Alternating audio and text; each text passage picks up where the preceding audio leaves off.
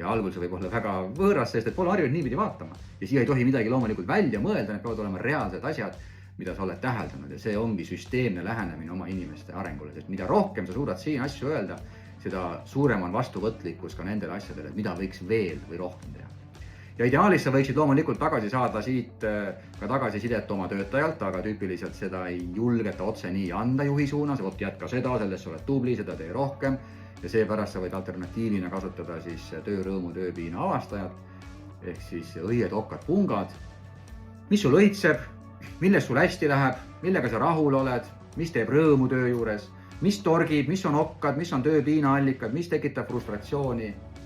ja pungad, mis vajab veidi kastmist, mis vajab mingit otsust, mis vajab minu tähelepanu. Ja see on vähemalt sinu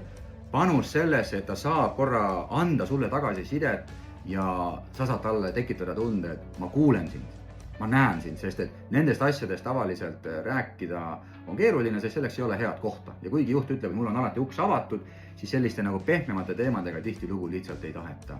tulla.